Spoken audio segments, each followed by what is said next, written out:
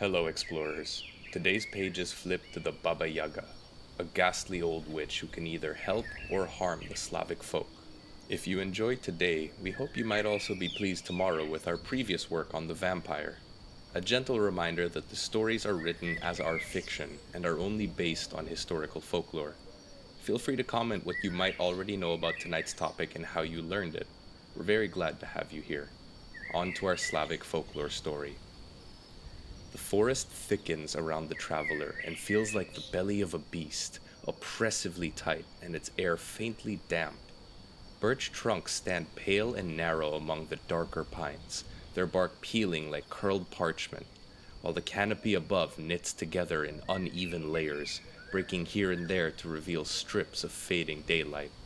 The path beneath the traveler's feet is little more than a game trail, softened with moss and the pressed down leaves of past seasons, but the way forward feels heavy, as though the woods themselves bend inward to mark the boundary between the known village lands and the domain of something older and less forgiving of strangers. Each step draws out the sound of twigs snapping underfoot, brittle and painfully loud in the quiet. Every paused step gives space for the forest's low noises, the hum of distant insects, the shrill call of a bird, and the muffled rustle of some animal retreating from the human presence. The traveler smells damp bark, iron-rich soil, and the faint whiff of smoke, though there are no hearths for miles. Villagers in these lands would warn you not to linger after dusk, not because of wolves or bears, but because of a presence whispered in every cradle song and winter tale, the one who feeds on fear, who offers bargains steeped in cruelty, who lives in a house that should not be. The Slavic people knew the forest not as wilderness alone, but as a place threaded with the invisible, spirits in the birch and pine, ancestors lingering in their branches, and Baba Yaga herself, who waits where paths grow thin and the horizon disappears. A breeze stirs, and with it comes the musk of wet leaves, tangled roots, and the acrid sting of mushrooms crushed by passing hooves. In Slavic custom, mushrooms were gathered carefully, spoken to before being picked, for the belief ran that some belonged not to humans but to the spirits of the forest. Tonight the traveler notices clusters sprouting thick along the path, pale caps with freckled tops, their smell rich and earthy, and he remembers how grandmothers would caution children never to eat those found too close to the deep woods, for Baba Yaga's touch might have soured them. As dusk fades, the forest grows darker, not in a sudden plunge, but with the gradual layering of shadow. The light weakens into gray, and with it, colors drain into muted browns and blacks. The traveler adjusts his stride, slower now with keen ears, his hands brushing the rough bark of trees to keep steady. In Slavic villages, men returning late from the fields would mark their way with bits of cloth or birch shavings, offerings left not only to remember the path, but to appease the forest spirits. Here, however, no such offerings lie in sight, and the silence that follows is deliberate and feels watchful. There's a smell like old ash, as though fire had long ago burned here and smoldered still beneath the roots. The traveler's breath clouds faintly in the cooling air, and the sound of his own movement grows strangely louder. His boot leather creaks more, and his footfalls go from soft thumps to heavy thuds. Each sound is amplified and given back to him with the sense that something is listening. And if that is the Baba Yaga, then she's deciding whether you might be a guest, a servant, or a meal. The trail twists, following a shallow slope downward, where the undergrowth is sparse and the trees press closer together. Branches arch overhead, their tips clawing at one another until the sky is no more than a narrow slit between them. The smell of water rises faintly, stagnant, perhaps a marsh nearby. Such places were feared in old Slavic belief, for bogs and marshes were seen as gateways where the boundary between worlds thinned. Spirits of the drowned lingered there, voices of the restless echoing in bubbles that surfaced from beneath. A bird suddenly takes flight above the marsh, wings loud and frantic in the hollow air, and the traveler's heart jolts in his chest. For a long moment he stands still, listening again, but nothing else stirs.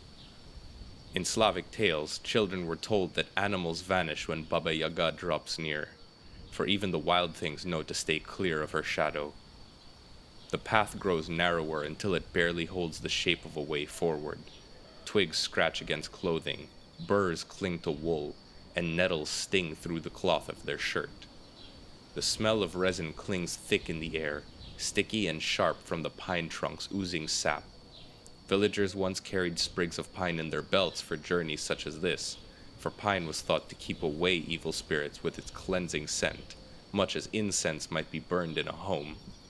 The traveler has no such sprig, only the memory of such practices. Darker now, the forest presses heavier on the senses. The ground is softened, yielding to moss that gives off a damp mineral smell. A fallen tree lies across the trail, its bark stripped away, the wood beneath scarred with marks that resemble claws. To the mind already filled with caution, each mark feels like a sign. The traveler presses forward, and somewhere ahead the faint glow of twilight lingers where the trees part slightly, promising a small clearing. His steps quicken despite the unease knotting his stomach, for a clearing means a sky, and that means a sense of orientation. Yet even as he moves, the smell of ash grows stronger, and his ears catch what may be the faintest creak, like wood shifting under its own weight. He knows he's still deep in the woods, but the sound is not the fall of a branch nor the sway of pines. It's the slow, deliberate groan of timbers in a house, as if something built of wood stirs just ahead. And so the traveler steps into the clearing, his breath catching as the last gray light reveals things that do not belong to this forest. He stands at the lip of the clearing and sees it now, a house perched on two great bird legs, with scales and strung tendons, the claws testing the peat below them. The legs shift with heron patience, weight sliding joint to joint. Above them the crooked hut writes and lists, timbers creaking like ribs after a long breath in an old man. It holds itself like a creature that may move again. The hut is shabby, shingles overlap like mismatched scales, moss plugs the seams, and a tilted chimney leans as if drowsy after snow. The door is off-center, and one shutter hangs by a single hinge and clicks when the breeze turns it. Nothing too unusual for a forest hamlet, except the fact that the house is sitting on large chicken legs. The legs lift and set once, a soft thump that rings through the puddles, and the windows seem to narrow. People say a good dwelling faces east to welcome thin gold morning, and bread and salt should be the first things made in this home. Moving homes insult that. A structure that walks can step across protections meant to keep harm out. Garlic rubbed into lintels, straw dolls tucked above the jamb, the red thread grandmother's knot to teach a threshold. If the house brings itself to you, you've lost any sense of control. He takes 3 steps onto the damp grass. The legs scratch the ground, raking pale roots like threads. A beetle tumbles bright and rights itself with dignity. From inside comes delicate tapping, a spoon addressing the rim of a pot. Somewhere a blue jay scolds the sound, then withdraws with a small flap of feathers. Some swear that when approached with manners, the hut will crouch. Others advise to speak to it like a stubborn mare, with a steady voice and hands visible in front of you. The traveler says nothing. Waiting feels least likely to offend. The legs bend just a fraction. The structure lowers in a not quite bow, with the poise of a bird deciding whether a hand holds grain or a stone. The sill has been polished by many touches, some broad as human palms, and some narrow as little talons. The lintel bears shallow marks grouped in 3s and 4s. A group of dried plants hangs beside the jamb, wormwood and lavage tied with red thread, seed heads faintly rattling. Such bundles ride out winter above ovens. Come spring, they simmer into broths to chase away coughs. Smoke slips from the chimney now and thickens the air with the memory of kitchens, the smell of onion skin, the sound of fat spitting in a pan, and damp wood deciding to catch and crackle at last. His stomach answers with a hollow tap. This hut swivels a deliberate quarter turn, the door now facing him squarely. The clearing seems to move with it. Old talk warns that by morning the hut leaves no tracks that lead anywhere, and yet the traveler doesn't walk away. Motion passes behind the dim window. The hinge-sore shutter taps twice and then stops. On the sill now sits a clay cup stained brown at the tide line, the ghost of tea left too long. Curled beside it lies a strip of birch bark scratched with simple marks. A droplet, a leaf, a tiny wing. Milk, nettle, and honey. This is a recipe for mending, using the same gestures as recipes for harm. The traveler digs in his pockets, and it yields the heel of a noonday crust of bread. Proper custom would be a full piece of bread and salt set openly. He has only this crumb. He breaks it into 2 rough pieces and places them on a flat stone, then steps back with empty hands after setting it down in front of the hut. Mud clings to the claws under it. Within it lie white splinters fine as pencil shavings, some creature's bones. From the chimney a handful of soot lifts and turns, flakes of old dinner sifting like black snow. The door eases open with a slight sigh as the hut finally settles down to his level. Etched on its planks are circles within circles, a spiral.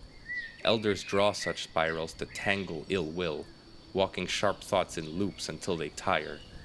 He rests his knuckles near the mark, greeting the wood as one greets a wary dog. The board is cool, slightly tacky even, with resin. Beyond it he imagines brick holding a slow, even warmth, a kettle murmuring with a slow bubble. He waits until the house has quieted fully, and then draws away his hand from the wood. Smoke now narrows to a thin ribbon from the chimney, and for a moment the window reflects a small figure on sodden grass. He doesn't open the door, and the door doesn't open for him yet. Between them hangs plain wood smoke, damp moss, and the attentive patience of a dwelling that seems to be alive. The threshold finally gives now, and opens slowly. The traveler crosses into the dim hollow of the hut. The air inside is warmer than he expected, thick with smoke, and the ghost of onions boiled down to sweetness, with an earthy tang of dried herbs. The floorboards creak as if commenting on every step he takes, their grain warped with age, and their color heavily deepened by smoke and countless spills. At once, the oven of the house commands attention, not just for its size, but for its placement, dominating the room. Its clay belly swells outwards, patched and repatched with smoothed mud, its surface chalked faintly with handprints left once by those who pressed against it to prepare it. In every Slavic home, the oven was not merely a device for cooking, but a core component of daily life. Children were born beside it, bodies were laid to rest near it before burial, and food emerged from it for celebrations and daily movements. But here in Baba Yaga's hut, the oven takes on another dimension. Its mouth gapes wide, edges blackened with soot, and the fire within glows low, red as hot coals. It exhales in steady gusts, like something alive, its warmth pulsing across the room. The traveler stands still, noting how the air shifts when the oven breathes, how even the hanging herbs sway. There are tools nearby, an iron poker leaning against the wall, its handle wrapped with a strip of leather long darkened by smoke and sweat, a paddle wide enough to slide loaves into the depths, a chipped ladle resting across a clay bowl sticky with residue of broth. These are ordinary objects, but here they feel different, for in stories it is with these very tools that Baba Yaga tests her guests, stirring them into soups or shoving them deep into the oven's throat. The traveler edges closer, not yet daring to touch it, but the warmth on his skin tempts him like a wool blanket after frost. He remembers how in the stories, children sent to Baba Yaga might be ordered to climb inside, told to test the oven's heat. Some, guided by cunning or luck, trick her into leaning in first. They slam the door shut and survive where others did not. The smells of the oven deepen as he draws nearer. One moment, its pork fat crisp to crackling. The next moment, a sour reek of overboiled cabbage. Then the faint sweetness of honey baked into dough. The oven remembers past meals, layering them like rings of smoke staining its surface. To stand here is to feel the ghost of every feast and every famine the people endured, condensed into one breathing mass. Beside the oven lies a low wooden bench, its surface polished smooth by bodies that once curled against the warmth. In village homes, this bench was the most coveted place during winter nights, where the old and young alike huddled against the heat. Here, though, the bench seems to be waiting for another purpose. Its wood smells faintly of pitch and smoke, but there's something sharper, a note of tallow, as though candles have melted there, their wax pooled and then scraped away. Above the oven hangs a blackened kettle, its sides bubbled with hardened residue. The traveler leans to listen, and faintly the kettle does murmur, though no water bubbles within. It clicks and shifts, as if holding echoes of soups brewed from more than carrots and bones. In Slavic belief, iron vessels carried protective strength, and yet here the kettle feels like a conspirator, guarding secrets instead of warding evil. The oven breathes again, and its glow brightens. Shadows scuttle across the walls, chasing each other like quick-footed rats, though no creature appears. The air grows hotter, sweat prickling on the traveler's temples, and for a moment he feels the urge to step back. But then comes a faint scent, bread rising, yeast swelling against the clay walls, and it calms him, reminding him of his own village's fields golden with rye, of villagers slapping loaves into the oven with practiced rhythm, and of laughter shared around wooden tables. The traveler crouches, tracing a finger along the edge of the hearth, where ash is collected in a fine gray. He finds within it small bones, brittle and white, no larger than a sparrow's. Perhaps they are indeed bird bones, but in this place their presence whispers of something else. Folklore says that Baba Yaga grinds bones into flour, so this may be leftovers of that. In the silence he hears again the faint stirring, the scrape of a spoon against clay, and the shift of logs deeper in the oven. He wonders, standing here, if the oven is not just a tool but another mouth for Baba Yaga. The thought lingers as he notices a row of jars on the shelf above, glass cloudy with age and filled with murky liquids, roots knotted inside like pale fingers, and something else, an object round and smooth, looking almost like an eyeball floating in brine. The traveler is breathing through his mouth now, due to the air being so heavy with heat and ash, but the taste of it coats his tongue, metallic and bitter. He wipes his lips and glances again at the oven's wide mouth. He knows, as every other villager before him did, that to fall into that mouth is to vanish from the world. The traveler steps back and feels the boards creak underfoot with relief, as though the house itself released tension. His skin is still prickling with heat, and the smell of char clings to his clothes. Behind him, the room's other details blur into shadow, but the oven holds firm, glowing, breathing, and waiting. The air beyond the oven carries him back outside, where the dim clearing has shifted his attention. What earlier seemed merely strange now bristles with new details. At the edge of the hut's light stands a fence, low in some places and jagged in others, woven not just from wood, but from bones stacked and bound with sinew. Tibias line up like palings, ribs crisscross as braces, and vertebrae are threaded in crooked rows. The traveler halts, taking in the pale shine of them, the way they glow against the black soil as if moonlight has been stored within. Every skull atop the posts watches in silence. Some are weathered smooth, with chipped teeth and hollow sockets. Others still hold scraps of hair clinging like matted moss, or jawbones frozen mid-grin. A faint orange shimmer lives in their eyes, candlelight without flame. In Slavic tales, these skulls were not mere decorations, but guardians, their light guiding the hag's steps and terrifying those who stumble upon them. Where villagers use lanterns or torches to mark a boundary, Baba Yaga turns death itself into a ward. The smell here is sharper than inside, a mixture of charred marrow, damp soil, and resin from pine burned too quickly. The traveler crouches near one of the lower rails, close enough to see the porous texture where rain has gnawed holes, close enough to hear the faint whisper of wind whistling through the eye sockets. He remembers old customs, when families placed skulls of oxen or horses above their gates, believing the strength of the beast lingered and would guard the household. A night bird calls from the trees, its cry breaking the silence, and the fence seems to answer with a low crack as one bone shifts against another. Perhaps it's the cooling of the day, or perhaps the fence is resettling of its own accord. In stories, children were told to count the skulls if they dared, for if the number came up short, one place remained empty, reserved for the foolish counter. The traveler resists the same urge. Between the posts lie fragments, splinters of bone too small to name, flakes of ash, and some silver buttons dulled by weather.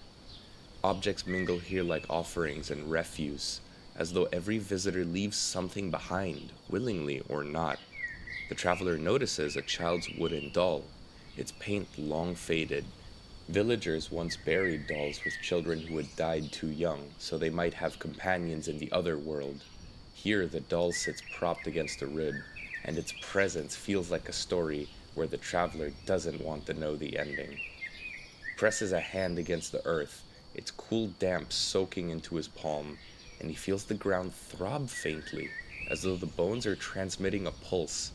In Slavic belief, bones are not simply relics, but remnants, houses for the soul's echo. To disturb them was to rouse the dead, but to place them with intention was to harness their strength. The air grows colder as he moves along the fence line. Mist creeps in from the trees, clinging low to the ground, and the skull lights burn brighter in contrast, flickering with movements that don't follow the wind. His breath tastes ash and pine sap, as though he's walked through a bonfire long extinguished. Each step crunches softly on the bone chips. A sudden rustle breaks near his feet, small and quick like a mouse darting. But when he looks down, he doesn't see a creature, but instead a tooth rolling free from the soil. It's yellowed and human. It tumbles once, then rests. He makes sure not to touch it again. The traveler pauses before a tall skull ringed by a crown of nettles. Its glow is steady, and the nettles are crisp and green despite the fading light, meaning they were woven fresh. Someone has tended this place recently.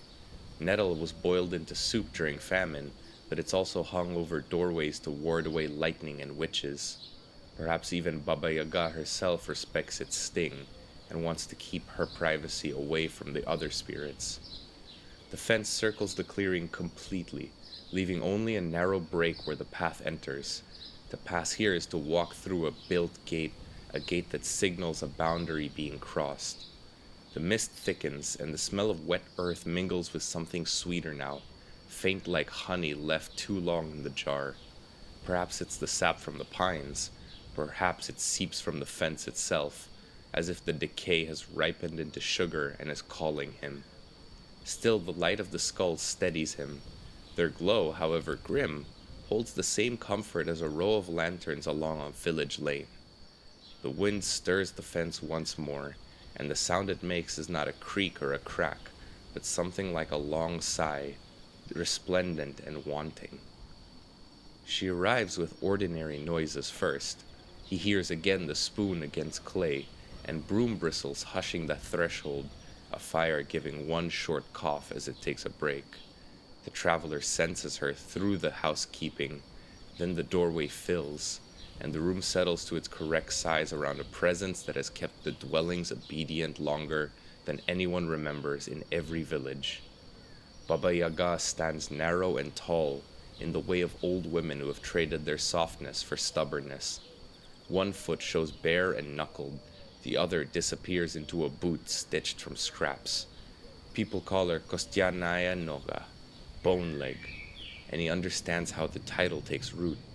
The moving calf is sharp as a tool handle, joints click like sticks rattling. Her nose throws its own small shadow, and her eyes are the color of smoke. Her teeth, when she smiles, are iron dark, worn along the bite the way a good knife bears the years. She chews a thought in her jaw, and it makes the same quiet click as her heel. She smells of old cupboards, dried apples and dusty dill. A faded red strip ties back her hair, loose wisps lift in the draft. She doesn't greet him. She inspects the room instead, as if he were another object to be put to use. A broom leans by the door, twigs bound with wire.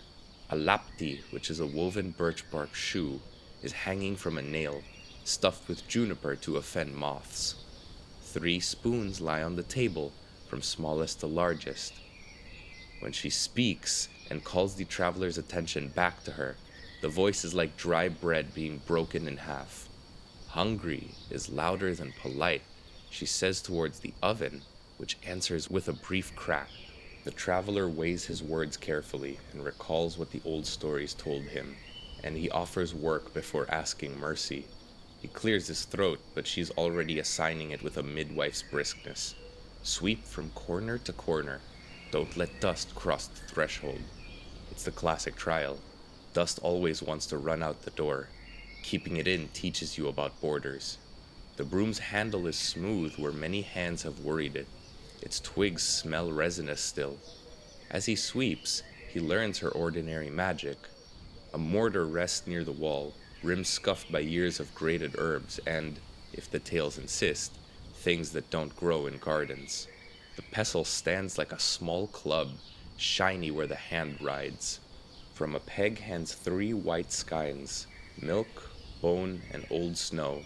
Sometimes Baba Yaga gives a skein that glows for the road or snarls for the lost.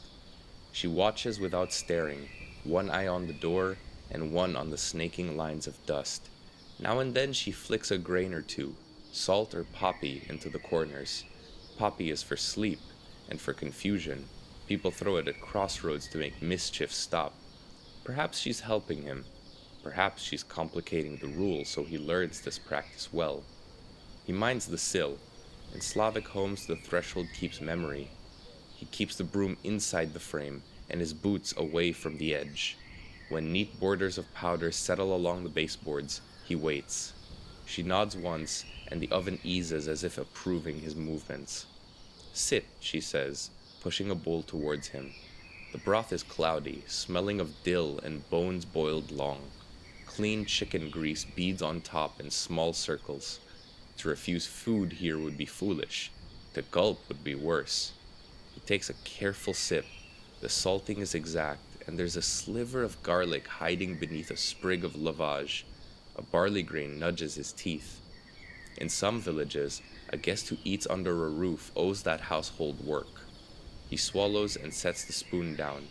She gestures to a shallow tray where poppy seeds have been stirred through ash. "Sort," she says. Another household trial. Poppy is the size of trouble when it begins. It's meant to represent the idea that trouble starts small, but problems unsorted compile and grow into a bigger issue. He wets a fingertip, and ash clings where poppy does not, tidy moons of gray and black appearing. While he works, Baba Yaga sets a kettle and listens to the oven's slow breath. Once he's finished, she inspects his work. One small purse of the lips, and she says that it's passable. Then, unexpectedly, she gives him a cup of kvass, smelling faintly of apple, and a slice of singing bread rubbed with garlic. Hospitality, yes, but also a contract for more work. Only then does he notice the lantern on the shelf, a polished skull with an actual candle set inside, so light pours from its eyes naturally. Many tales have ended with such a lamp being given to a courteous survivor for a safe way through the night woods. Baba Yaga lifts the skeins and chooses old snow, tying it loosely around his wrist. The knot is clever, hard to tighten by accident, and easy to loose if you know the trick. "So you do not lose the road already under your feet," she says, having measured how he glances towards the door, as if it might decide to walk away before he does. She draws nearer to him now, and her old musty smell intensifies. "Ask," she says, and offers one tool. He doesn't ask for gold or youth. He just asks for a path through tonight, and a morning that he can see. Her mouth turns slightly upwards, almost amused. Modesty is heavier than greed, she says, and the oven lets go of a single pop. From outside comes the bone fence's tired sigh right after, as the mist thickens. Tasks begin to bead like rain on a window, small and specific. Baba Yaga points with a spoon towards a heap of millet mixed with char, then towards a pail with the bottom cut out, then to a distaff propped in the corner, with flax waiting like captured clouds. He hears no threat in her voice, because work here is simply her clock spinning along. He starts with the millet. The grains are the color of late straw, round as pinheads. Char smudges the fingers and wants to get in a mess everywhere. He tips the tray and lets gravity do most of the work. The heavier ash slides first, and the millet holds to the wood. A broad sieve finishes what the patience begins, and soon the little yellow moons gather in one corner of the tray. He smells their faint cereal sweetness now, and somewhere behind him the oven ticks again. The pail is worse. Its empty bottom is a strange suggestion as to what his task might be. "Bring me river water," she says, and sets the skull lantern on a peg, so the light falls like a small moon over the task. A leaky vessel is a familiar trick, at least. Grandmothers tell it to teach quick thinking rather than miracles. He fingers the staves and feels the grain of wood rough as winter hands. Moss hangs in a twist by the door. Sphagnum, the same kind mothers once packed in cradles as soft, clean waddling. He kneads it into the seams, adds a smear of warm tallow from a cup beside the stove, and winds a strip of linen tight as a bandage. The fix is not pretty, but it's functional. Outside, the bone fence breathes its faint light. The mist is thicker now again, drifting in strings that catch at the ankles. He follows the skein around his wrist as if it were a brook he can't quite see, but can always hear. The river waits under alder tree shadows, with pebbles muttering as they fall across the stream bed. He crouches and lets the pail rest half in the current, inviting the water to seat the moss rather than fighting it and breaking it out of his loop. Cold finds his knuckles, and his skin smells of iron and leaf tannin. When he stands, the pail holds, a good heaviness that shrugs his shoulders down. Back in the hut, Baba Yaga nods towards the distaff and spindle. Flax used to be the work of winter time, a room's worth of ghost blue fibers spun into thread, while stories kept the dark from feeling endless. The distaff here is carved with tulips and a star. A red thread loops once through its head to keep away from snagging thoughts. He moistens his lips and draws the fibers, letting the spindle take and twist, the whorl singing a soft circle on the floorboards. When he's done, another task arrives without any acknowledgement. Fire without smoke. He thinks of damp huts where the wrong wood sulked and made children cough, and of old men who were geniuses of draft. He rakes the coals forward and builds the smallest possible pyramid of finger-split shavings. Birch first, then aspen and alder. He nudges the damper wide, opens the ash clean out to tempt a draw, and listens the way beekeepers listen, ear to the side, feeling for a healthy rush of sparks. The flame climbs and the air clears. The kettle hums approval. She then says white wool, a hank of gray on the table. He dips it through a basin where ash life shines faintly like tea left too long. Potash is laundry here. Ashes and water learn to pull the years from the cloth.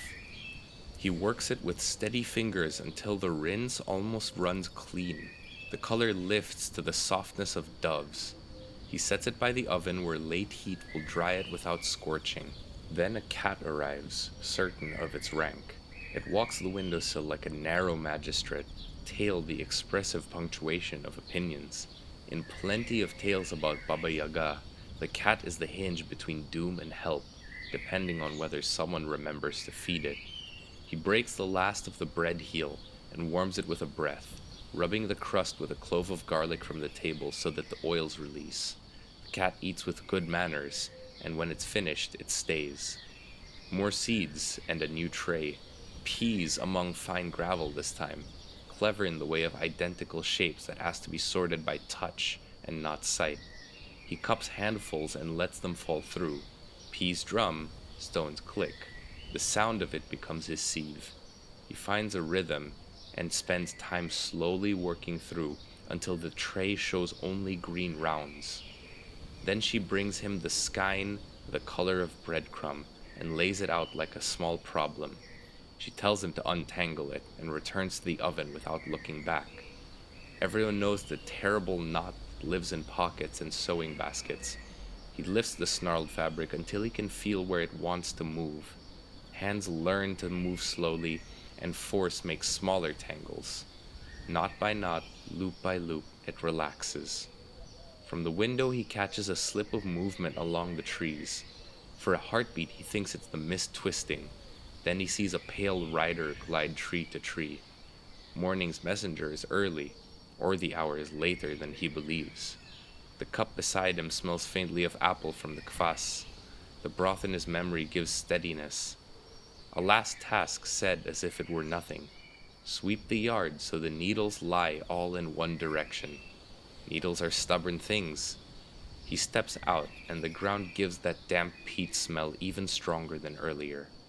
The light from the skulls hover the way coals do when wind is pressed against them, bright in the dark. He takes the broom and makes the lines long and consistent, all points aiming east as if hurrying the dawn to rise. It becomes strangely soothing to him. When he finishes, the yard looks as if a quiet river has passed through it, all green arrows leaning the same way. When he walks back inside, Baba Yaga is checking his work without praise. Approval here is simply continued silence. She sets a small wooden cup on the table, salt wrapped in paper linen and a nub of honey in wax. Travelers carry both because one teaches the tongue about edges and the other about mending and protecting. He pockets them carefully, and he understands the pattern now. These are simply the basic tasks of everyday survival, dressed in a strange environment, meant to teach him patience, quick hands, and careful breath. In kitchens, in fields, and in yards, people meet little challenges and they have to learn to move around them. The cat then settles by the mortar, and the pestle leans like a staff against it. Its end is polished, and the room has the promise of departure now. Baba Yaga tests the broom's bristles with her thumbnail and taps the oven twice with a poker. The kettle answers with a consenting knock. She draws the skull lantern close so its patient light finds the mortar waiting in the corner. The traveler notes how ordinary it looks. It's an old wooden stupa, a bowl so thick that years of pounding would not split it. Villages keep such mortars for buckwheat and hemp seed, or garlic with salt. The rim shines with many hands' polish. The grain darkens where oil was once spilled. Baba Yaga wets a fingertip and traces the rim. The wood drinks it up like a thirsty thing, which unsettles him. She rubs birch tar into a hairline crack, and the smell is sharp and clean. Outside, the bone fence gives another sigh, and the mist presses to the windows now. "Hold this," she says, handing him the skull lantern. Light runs calm from the eye holes and pools on top of his knuckles. She steps into the mortar as if it were a boat. The wood takes her weight without a single complaint. She gathers her skirts, sets a bony heel to the bowl, and fits the pestle across her knees like an oar. The broom comes last, bristles forward, handle tucked beneath her arm. The first push is not dramatic. She just presses down. A dry, steady scrape moves under the floorboards, and suddenly the mortar lifts a hand's width above the planks. She swivels the pestle away a river pilot reads current, and the mortar obeys, nose towards the door. The broom trails to sweep the air itself. Other people say she sweeps to erase tracks so misfortune cannot follow. The door opens slightly, and outside the fence light greets her, then dims to allow the lantern to shine brightest. Clearing steadies, the needles still point east, and mist lies in long bands. Baba Yaga grants a small nod, and the mortar glides into the night. He follows at a polite diagonal position, not stepping under her path. The lantern warms his hands, and overhead, the mortar moves with the composure of a stork crossing a marsh. They pass the break in the fence, and the nearest pines lean to make a narrow arcade. Needles hiss down and release resin. With each sweep of the broom, the air brightens as if the dust motes are suddenly brighter and full of life. A thin rain begins, smelling of iron and leaves. The lantern draws nearer things into view. There are droplets beating on the mortar. She pauses above a patch of ground blacker than its neighbors, a dish of peat. The mortar lowers an inch. The broom makes a sound like straw brushed over linen. A fox is waiting on the path, thin and courteous, whiskers turned to drawn lines by skull light. It studies the mortar and chooses to vanish between two pines beside it. He wonders briefly how high she could ride if she wished it, because tonight she's keeping low, simply staying floating near the scaffolding of branches and trunks. At a bend, the air presses cooler and the smell grows coppery, a river signing its name in the dark. Baba Yaga points the pestle downwards, then upstream, measuring. One deliberate sweep erases the idea of the nearer bank, and reeds part without breaking. He steps where the lantern light tells him to. They climb a low rise where wild thyme bruises underfoot and lets go a bright, homely scent, the same herb grandmothers tuck under icon cloths to keep moths away. At the edge of a small meadow that they're approaching, Baba Yaga hovers and regards the trees. Their crowns blacken the already dark. Far away a dog barks twice, then silences. He keeps all his questions in his mouth like seeds he might plant later. They go through the meadow into another stretch of forest, and now they begin to see light past it. When they come to the edge, they find a road, simple and plain with no markings to show him where to go, but he doesn't need it. He knows he is back in the land of the living, in the safe zones of roads and men and villages. He thanks her the way one thanks a neighbor who's lent a tool. Instead of a reply, she adjusts the knot on his wrist a second time. Looser now, a promise that knows how to leave. She slips something small into his palm, a birch match bundled with a hair so white it looks like frost. For honest light, she says. The mortar lifts on its polite draft, the broom rinds forward, and she turns back into the forest. He doesn't watch long. He turns and walks away, and the forest does ordinary things behind his back. Needles fall, a twig snaps, a bird sings two cautious notes and flutters away. Dew threads the grass next to the road, and each wet bead looks like a small bit of snow. The first stove smoke lifts in slim blue ropes from distant roofs, and he smells a faint sweetness that is all too nostalgic. Thin milk and bread crust. By the time he passes a roadside shrine, he knows he's near a village, but his practices have changed. Now he leaves a crumb at the shrine, but he'll keep the salt and honey until a friend needs one and a child needs the other. In coming winters, he'll lay kindling with much more patience and listen for the even breath in his own oven. By the time the sun clears the line of black pines, he's become the sort of traveler who turns his boots at the door, who straightens a broom without thinking, and who sorts peas and stones in his mind before he speaks to make sure his thoughts are clear. Ahead the lane finds him, and behind, the forest keeps its counsel of the man he used to be. The night in the forest settles into quiet lessons, and they're plain ones that travel well, because belief here is carried by steady hands rather than loud words. In the tale, Baba Yaga sets hard errands, but each errand is a household motion, so a long night becomes a set of doable stages that keeps harm outside and comfort inside. The rooster's call breaks the quiet morning. Smoke rises from a small chimney, thin at first, but now growing steadily stronger. Inside the wooden house, the air smells of firewood and grain. A young girl sits beside her mother, still sleepy under her wool blanket. Her grandmother moves slowly near the stove, already busy. The three of them share the same early rhythm. Each morning begins the same way, with work before sunrise. The hearth is the center of the home. It gives heat, cooks their food, and lights the room. And the fire never fully goes out. Before sleeping, they bury glowing coals under the ash so it can live through the night. At dawn, the mother blows gently until it burns again.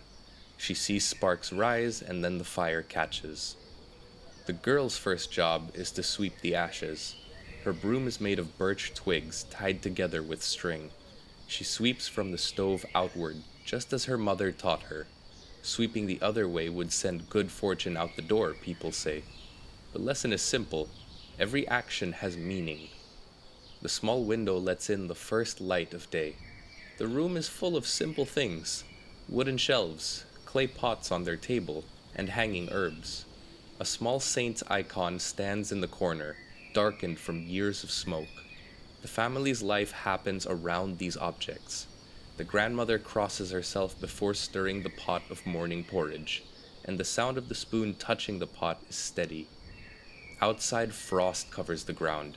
Chickens scratch near the doorway, and a cow moves and mewls inside the barn. The girl steps out wearing thick felt boots. Her mother shows her how to feed the animals, how to scatter the grain, and talk softly so they stay calm. The grandmother once said that milk can sour if the cow is spoken to harshly. In these villages, learning comes through doing. Mothers rarely explain with many words. They perform the action and demonstrate, and then the daughter watches, copies, and tries to remember. She learns how to milk the cow, how to keep the pail clean, and how to pour the milk carefully from seeing her mother's measured actions. She reminds the girl to offer the first drop of milk to the floor near the threshold to keep the home spirits pleased. These small customs protect the house, whether literally or at least in the minds of the people. By mid-morning, the house warms up. The smell of barley porridge fills the room. Steam clouds the window until nothing outside can be seen. The girl shells peas into a bowl, while her mother hums an old song. Her grandmother sits nearby, weaving a rug. Each sound blends into a quiet rhythm, creating a symphony of home care and domestic love. When a visitor enters, warmth is the first thing offered. The girl learns to pour tea from the samovar, the large metal kettle that always steams at the edge of the stove. Her grandmother reminds her that elders must drink first if it's a group of visitors, and the tea should never be cold. These small rules teach respect and good manners. Every household shares them, whether rich or poor. Sometimes the girl watches young men walking past the fence and wonders what lies beyond the birch trees in the forest. But her grandmother dismisses this and says the house itself is a world full of memory. The walls hold laughter, and the stove's warmth ties everyone together. It is love made real through effort. The sunlight reaches the floorboards then, turning the ash from the fire pit into a silvery color. The girl's hands are gray from sweeping, but her eyes are bright. She begins to see how each action connects the next. Feeding animals, tending the fire, cooking, cleaning. There's comfort in the order of it. Her mother's voice breaks the quiet, soft but sure. A clean hearth, a fed cow, a warm meal, that's a good start to any day. They eat breakfast at a wooden table, bowls steaming. The grandmother says a short prayer before the first bite. It's mostly grain and salt, but it feels warm and fulfilling nonetheless. Outside, frost still covers the fields, but the inside of the home glows with warmth and life. The girl looks at her mother and grandmother and feels a quiet pride. Soon she will know these tasks by heart. The fire snaps inside the stove. A small ember lands on a brick and fades. The girl smells the ash on her sleeves and in her hair, and she understands what her grandmother means when she calls the fire the heart of the house. It is steady and always waiting to be cared for. The morning chores are finished when the mother hands the girl a wooden yoke. It's light but awkward, built to rest across the shoulders and hold 2 buckets on chains. Fetching water is one of the most common duties in the household, and it must be done every day, no matter the weather. The girl steps outside, her boots crunching on the frozen path, and follows her mother towards the well at the edge of the village. The well sits in a small clearing where several footpaths meet. Its roof is made of old boards, and a bucket hangs from a rope wound across a wooden spindle. The cold air smells of damp earth, and a thin layer of frost glitters on the handle of the bucket. Other women are already there, talking in low voices as they wait for their turn. The girl stands beside her mother, watching as one woman lowers her bucket into the dark hole. The sound of the rope sliding down and the bucket striking water is sharp and clear. The well is more than a place to collect water, though. It's a heart of the village where people exchange news and stories and short bits of advice. Mothers warn children not to play too close to the edge, and old women whisper that a spirit lives below, an unseen vodyanoi who guards the water and dislikes careless visitors. Some say it pulls down those who speak too loudly or spit into the well. Because of this, every girl is taught to approach it calmly, to keep her voice low, and make a small sign of respect before drawing water. The girl's mother shows her how to turn the handle slowly. The rope creaks and the bucket rises, dripping with cold water that smells of iron and stone. She pours the first few drops onto the ground beside the well, a simple gesture meant to please the guardian spirit and show that any action is taken with intent and not carelessness. The girl copies her mother's motion, steady but cautious. Her small hands turn red from gripping in the cold, and her breath forms small clouds in the air. Around them, other women continue their work. They're wearing long skirts tucked into boots, scarves wrapped tightly around their heads, and thick wool coats to block the wind. Each one moves with a steady pace born from years of habit. They greet each other with small nods, and the girl notices how they rarely stop talking even as they work. Their words mix with the sounds of buckets splashing, and laughter rises now and then like a little spark of flame in the cold. When the girl's turn comes, her mother lets her lower the bucket herself. The rope slides rough against her palms, and she can feel it scratching. She winces and feels the weight pull, then grow lighter when it hits water. Her mother tells her to lift slowly so it doesn't spill. Once it reaches the top, the girl steadies it with both hands.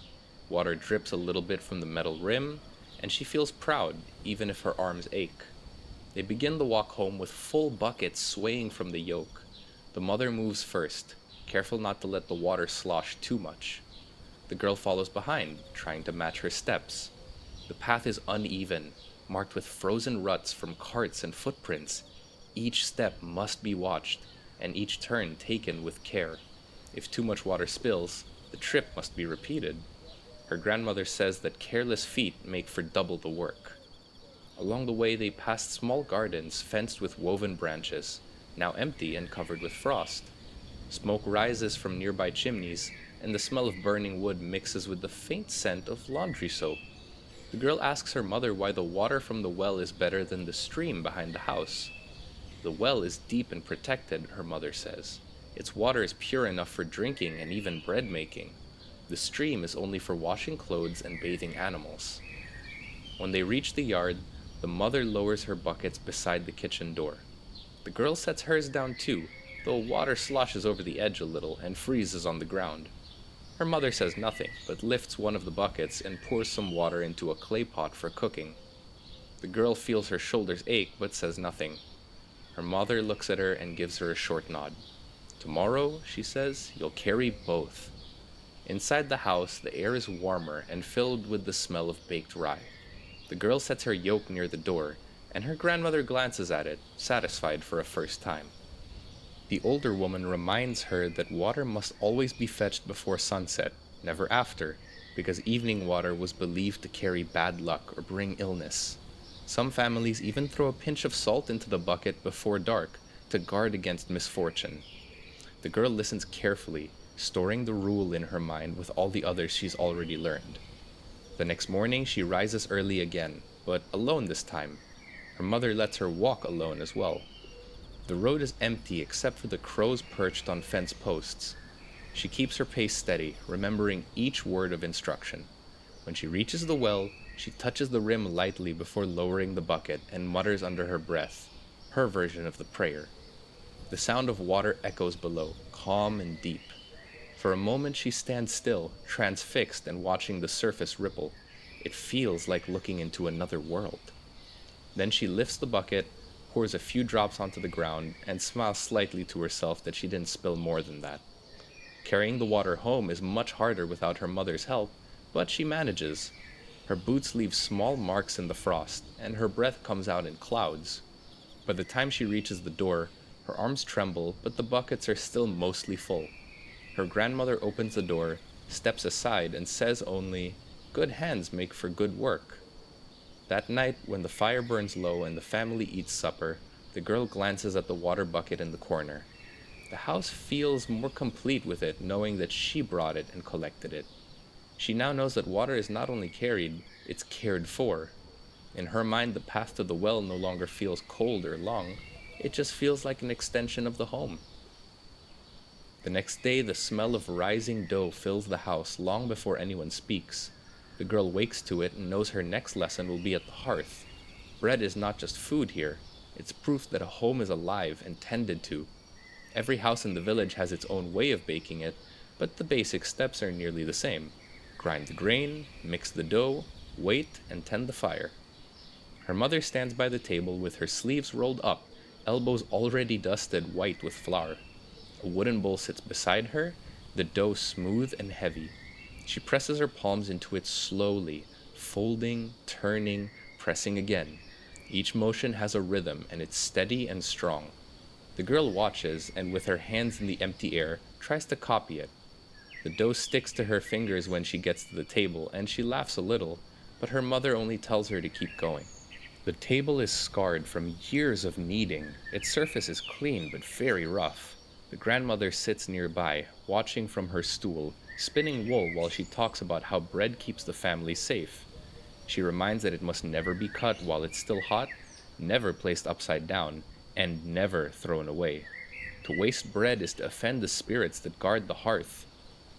When the dough is ready, her mother covers it with a linen cloth and sets it near the stove to rise. The air grows warm and thick with the smell of yeast. The girl's job is to keep the fire steady, adding small pieces of birch wood so the heat stays even. Her grandmother shows her how to listen to the crackle of the logs. Too loud means too hot. Too quiet means it's dying. The girl squats near the oven's mouth, eyes bright in the orange light.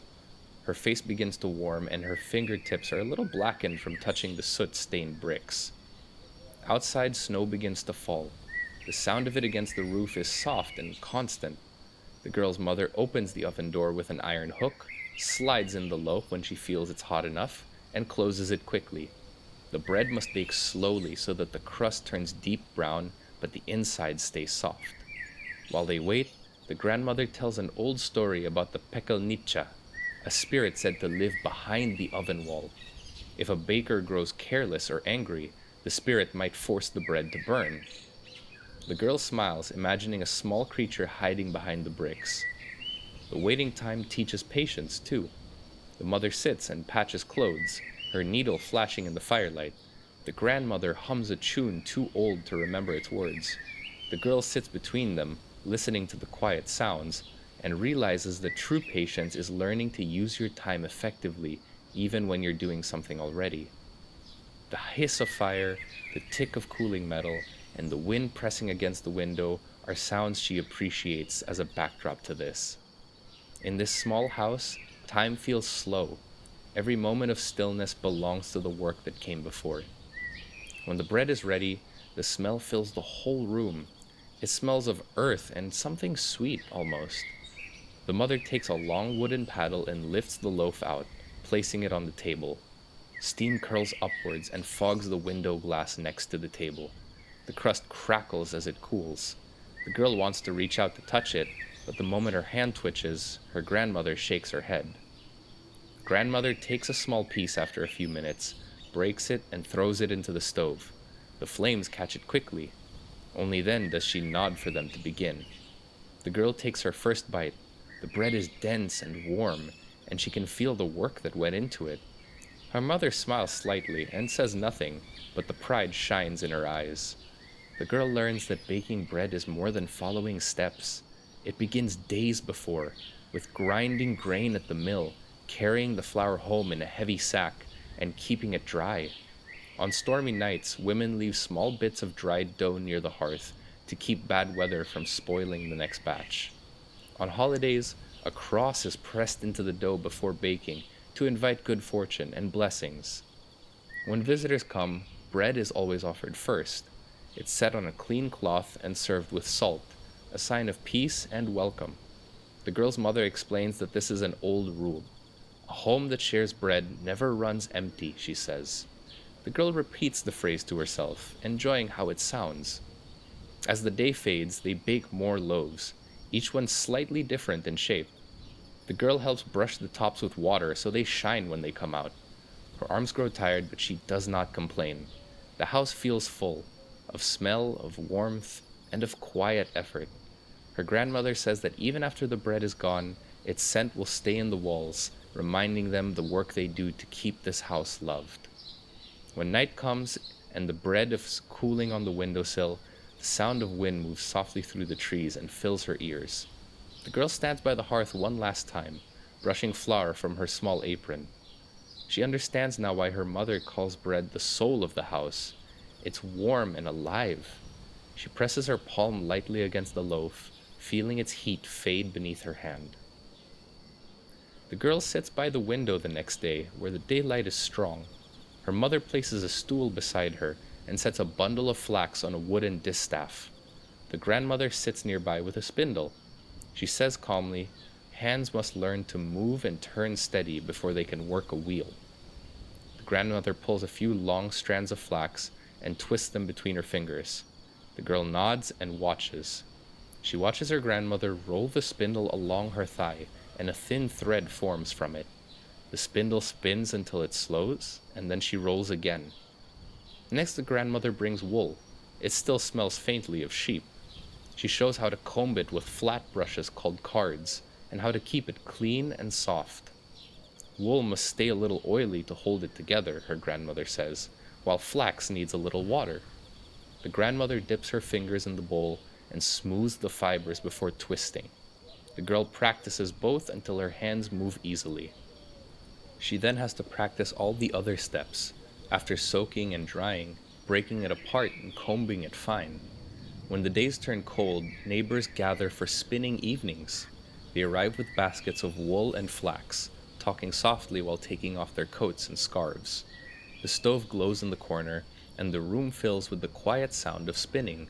Spindles roll and drop, or wheels hum, and the smell of warm wood and tea mixes with occasional laughter. Her grandmother, while working on her own spindle, warns the girl about the kikimora, a household spirit said to tangle threads or break tools if women leave their work messy or spin too late at night. To keep the spirit away, they cover the distaff or place a small knife nearby before sleeping. The girl listens carefully and follows the rule. After all, no one wishes for bad luck.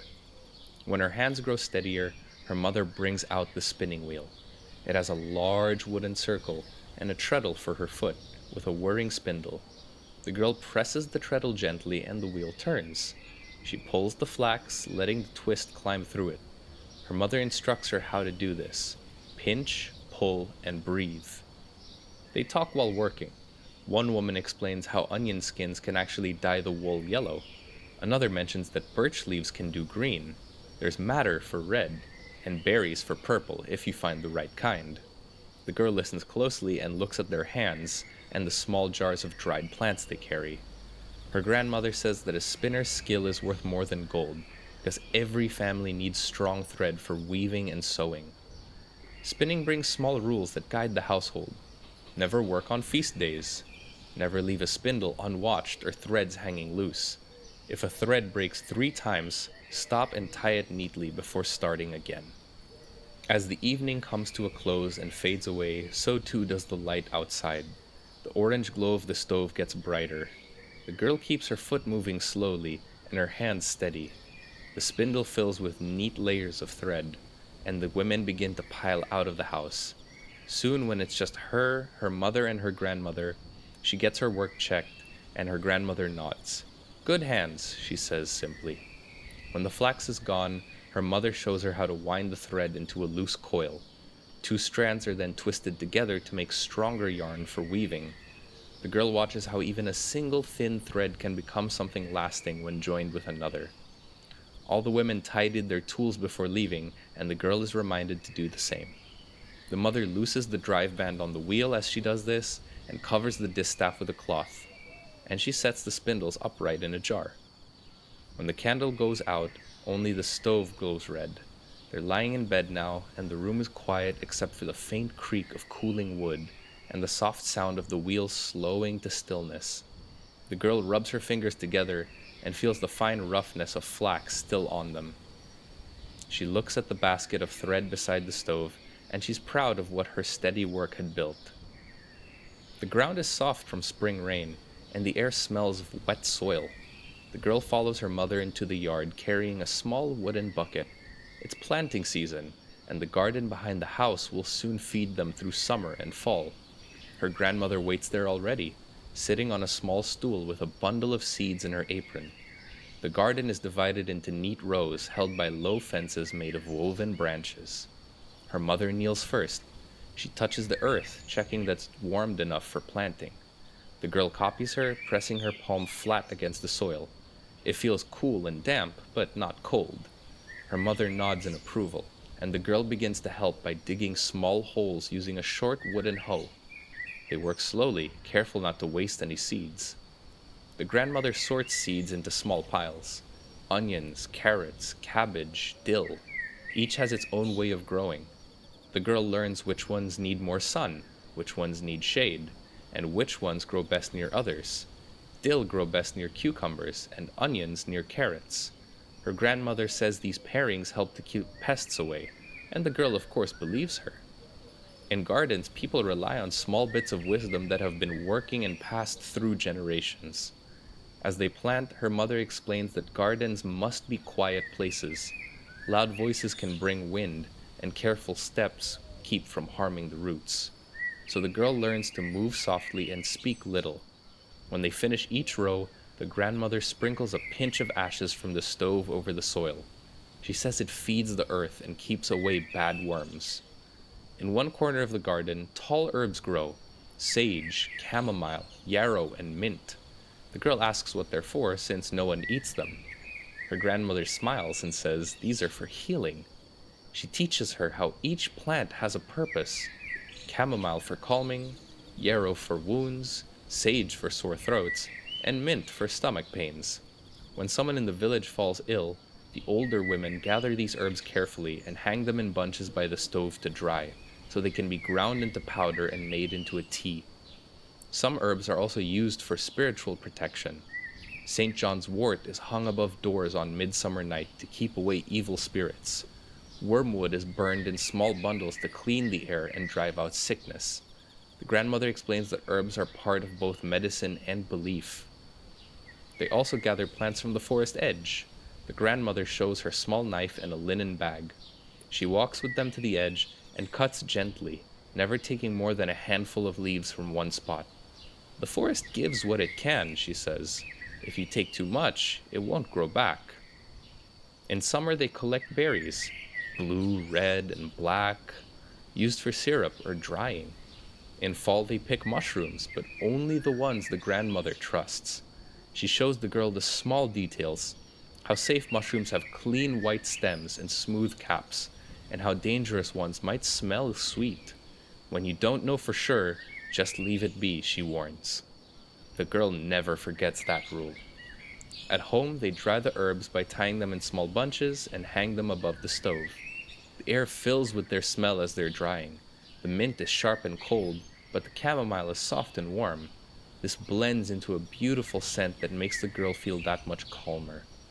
The grandmother labels each bundle with a scrap of cloth so no one mixes them up. Some herbs are crushed into powder, some are kept whole for a steeping in tea, and others are stored in jars with honey. The mother shows her how to make a simple salve. She melts lard in a pot, adds chopped herbs, and stirs slowly until the mixture smells strong. When it cools, it becomes a soft ointment for cuts or burns. A woman must know how to heal small things, she says to her daughter. The garden changes through the year. In spring it's quiet and brown with soil unbroken.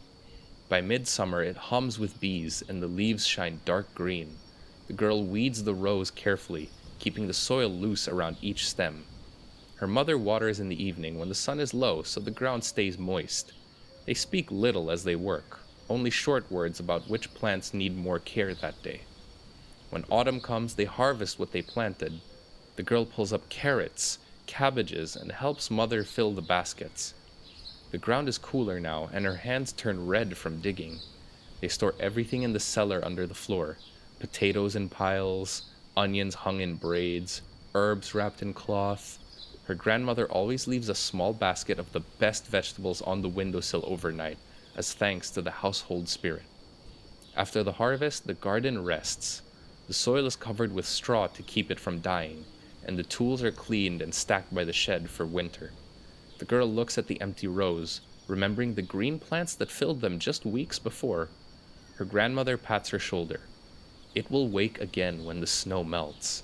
The girl helps gather the last herbs drying by the stove. She rubs the spilled leaves between her fingers. The air smells of mint, smoke, and earth, once the grandmother ties the final bundle and hangs it above the hearth. The next morning is bright and cool. Sunlight spills across the yard, catching on the laundry lines that stretch between the apple trees. The girl and her mother carry wooden tubs outside, their arms full of soap, buckets, and bundles of clothes. Washing day comes once a week, and it takes most of the morning. Her grandmother waits nearby with a stool and a washboard, ready to help. The girl fills one tub with cold water from the well. Her mother pours in hot water carried from the stove, and steam rises, soft and white. The smell of lye soap fills the air. The girl dips her hands into the warm water and feels the soap sting. Her mother teaches her to scrub by pressing cloth against the board, rubbing until the dirt lifts. The clothes are rinsed in the second tub and then wrung out by hand. Water splashes over their skirts and soaks their sleeves, but no one minds. The girl hangs each piece neatly on the line with wooden pegs. The wind catches the shirts and shifts them gently, making them look like small flags. Across them, the yard smells of sweet, wet linen and smoke from the chimney.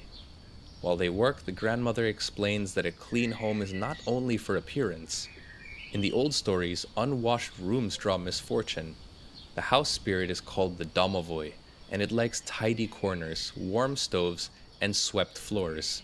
If a family neglects their home with dirty clothes and unswept floors, the spirit grows restless and plays tricks. Spilled milk suddenly on the table, keys going missing, and creaking doors at night. After the laundry is done and hung, they move inside. The girl takes the broom and starts sweeping from the corners to the door, just as her mother taught her. She shakes the rugs outside, beats the dust free, then brings them back in once they smell of the cold air. Her grandmother wipes the table with a wet cloth and folds away the dishes. The mother scrubs the stove with a brush until the bricks are bright red again. The room slowly changes from cluttered to orderly. They stop only to eat a small meal, bread and some pickles with tea, and then they begin again. The girl cleans the small window with a piece of linen and a mix of water and vinegar. The glass shines faintly. Her mother inspects and smiles. A clean window brings sunlight, and that can bring warmth not just to the body, but to the mind. At midday, they heat more water in the large pot for bathing. The girl carries it to the corner where a wooden tub stands behind a screen. Baths are taken once or twice a week, depending on the weather and how much water they can spare. The mother tests the heat, then pours in cold water until it feels right. The girl adds a handful of mint leaves and birch twigs for scent. The grandmother reminds her that washing the body is just as important as washing clothes. A clean face brings luck and good attention. People believe that dirt attracts illness, but they also believe that a tidy person shows respect for others. The girl learns how to wash quickly, starting from the face and hands and ending with her feet. When they finish, the dirty water is carried outside and poured near the garden. The mother says that throwing wastewater near the threshold of the door can wash away good fortune. The rest of the day is spent airing bedding and sweeping the yard. The grandmother checks the shelves for dust and folds towels into neat stacks. The mother scrubs the floorboards with sand and hot water until they shine pale. The sound of brushes and buckets echoes softly through the house. By late afternoon, everything smells clean. In the evening, they change into fresh linen shirts and sit by the hearth. The girl runs her fingers through her hair, which smells faintly of smoke and mint from the bath. Her grandmother braids it loosely, her fingers slow and gentle. A A woman's hair must be kept neat or it might make her mind messy, her grandmother says. As the day ends, the room glows softly in the firelight. The laundry on the line moves in the wind outside, dry now and stiff from the air. The floors are smooth, the dishes are stacked, and the corners are swept clean. The girl's hands are red and rough from soap, but she feels proud. Her grandmother pours the last of the warm water into a small basin and washes her own hands slowly. The girl helps pour it out near the stove when her grandmother is finished.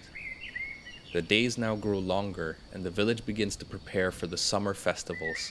The girl stands in the yard, helping her mother wash bright ribbons and white linen shirts. Her grandmother sits nearby, weaving flower wreaths that will dry in the sun. These are busy weeks. Every household sweeps its yard, fixes broken fences, and hangs clean towels near the icons inside the home. The air smells of baking bread and wood smoke, and laughter carries through the open windows. The girl learns that festivals are not only about joy, they're also times when girls show what they've learned. Her grandmother says how you stand, how you speak, and how you work. All these will show your worth. For the celebration of Kupala night, the women gather early to prepare. The mother and daughter walk to the meadow to pick flowers and herbs before sunrise, when the dew is believed to have healing power. They fill baskets with wildflowers, a collection of clover and daisies and ferns, and bring them home to weave into wreaths. The grandmother tells her that these wreaths protect the home and can potentially reveal the future. At night, girls float their wreaths on the river to see where they drift. If a wreath floats smoothly, the girl will marry soon. If it sinks, she must wait another year. During the festival, bonfires burn near the riverbank. People sing and dance and even jump over the flames for good luck. The girl watches the older women keeping a careful eye on the younger ones. They remind them not to wander too far and to be polite to those who speak to them. Her grandmother sits on a log, smiling, her hands folded in her lap. When the festival ends, the quiet returns. The girl helps her mother store the leftover food and hang the herbs to dry. The wreaths are placed above the door, and ashes from the bonfire are sprinkled in the garden for protection. Later that summer, talk in the village turns towards marriages. Some girls close to the girl's age are already betrothed. The grandmother explains that preparing for marriage takes time, not just celebration. A young woman must know all her household tasks: baking, spinning, sewing, cleaning. Each skill is proof of readiness. The girl listens quietly as her mother folds a linen towel into a chest. The girl learns about the hope chest, a wooden box where unmarried girls store cloth, shirts, ribbons, and small embroidered linens they've made for themselves. Her mother says every piece you make will speak for you. It shows the family's care and the girl's effort to learn. Some have red stitching on the edges, crosses, stars, or lines that symbolize blessings, but each item is clean and mended. The grandmother helps her embroider the first one, guiding her hand slowly with the needle. At weddings, the older women lead the ceremonies. They braid the bride's hair, place a white kerchief over her head, and tie a red ribbon at her waist. The girl is staring dreamily into the box, and her grandmother notices and reminds her as she teaches the embroidery, think of each stitch as holding your future home together. These steps are meant to protect her and remind her of her duties. The girl watches the rituals of other girls with wide eyes. The grandmother explains that the red ribbons keep away envy and sickness, and the white kerchief shows purity and respect. In winter, when the work slows, the grandmother gathers the girls to teach song and stories for the special day. They practice how to greet guests, how to pour tea, and how to move quietly. The girl learns to walk with her hands folded in front of her and to keep her head slightly bowed when speaking to elders. Festivals return each season: harvest festivals, winter feasts, and spring blessings. The girl helps her family prepare for each one. She polishes dishes, helps cook dumplings, and keeps the fire going through long nights of celebration. As she grows, her tasks grow too. The women trust her to handle more work and with fewer mistakes. Her grandmother reminds her often that the joy of festivals comes from the effort before them. You cannot welcome a guest in a house unready, and preparing the house brings the pride to your heart. When the music fades and people go home, the girl takes these words to heart and stays behind to help gather dishes, shake out the tablecloths, and put away what was used. As autumn approaches, the grandmother gives her a small wooden comb carved with flowers. "Keep this when you marry," she says. "It means you can begin each day with calm and neatness." The girl holds it carefully, not yet ready for such a change, but understanding it. That night she sits near the stove as her mother folds more clean linens into the chest. The air now smells of smoke and apples and drying herbs. Her grandmother hums an old wedding song softly. The girl listens and keeps working. The nights grow longer again, and the wind carries the bracing chill of frost now. Inside the wooden house, the fire burns low but steady. The girl sits near the stove with her mother and grandmother. The days of work are finished. She's learned how to clean tools, sweep floors, fill the water bucket, bake bread, prepare clothes, and prepare herself for eventual weddings. Outside, snow begins to fall quietly over the yard. The sound is soft, almost like breathing. The winter season is not only a time for the housework to rest and go indoors, but a time for her to reflect on her lessons and absorb them. Evenings are ripe for rest, but also still ripe for teaching. The grandmother sits wrapped in a shawl, her hands busy with knitting. The girl and her mother sit close, mending shirts and sewing patches into old aprons. The grandmother begins to speak in her calm, low voice. She talks about how women used to gather during long winters not just to spin, but to bake and tell stories together. She says the house felt even more alive when women shared the warmth. The girl listens, her needle moving slowly through her own cloth. Grandmother reminds her that every part of a home has meaning. The stove keeps them fed, the broom keeps them safe, and the table gathers their hearts. The girl asks her grandmother how she learned all these things and what keeps them so strong in her mind. The old woman smiles and says, "The same way you have learned it, by watching my women when I was a girl." She explains that a woman's true wisdom is always passed down hand to hand, ear to ear, not through books or writing. The girl looks at her mother, who folds a linen towel with slow, neat hands. Later in the evening, the grandmother takes a small jar from the shelf. Inside are dried herbs mixed with salt. She sprinkles a pinch into the fire, and the flames hiss softly. The smell is sharp and earthy. Some nights are quiet with only the sound of the fire and the creak of wood. Other nights the grandmother tells stories about other household spirits. The girl listens closely and sometimes glances towards the dark corner near the stove, half expecting to see something move. The mother often joins in with stories of her own. She tells how, as a child, she burned bread once and cried, thinking the domovoi would be angry. Her own mother comforted her and says, "The domovoi does not punish failure, only laziness." On quiet nights, the girl helps polish the family treasures and smiles, knowing that she's doing the right thing by moving and being a part of her home. The treasures are metal spoons, a copper cup, and an old mirror with a wooden frame. Her grandmother says it's good luck to see a clean reflection before bed. When the clock's shadow reaches the far wall, grandmother says it's time to rest. They sit for a moment as the girl adds one last log to the fire, watching it catch. Before sleep, when the fire has burned out, they cover the embers with ash so the coals will survive the night. The mother crosses herself and whispers a short prayer. The grandmother does the same, and the girl follows her lead. Then they begin checking the door, straightening the tablecloth, and folding the last towel. Outside, as the snow keeps falling, the room darkens and there's only the faint glow of the stove. In the dark, the grandmother's voice breaks the silence one last time. "One day you will have your own hearth. Remember that warmth continues where hands continue to work." The girl nods, though her eyes are heavy. The lesson is not new, but it's a blessing and she's grateful for it. The girl lies down beside her mother, wrapped in wool blankets, and the house is still except for the sound of wind against the walls. Through the rhythm of these days, young Slavic women learned how to build homes that could endure both work and wintertime. Their lessons were not written or spoken in grand ways. They were just shown through steady hands and patience.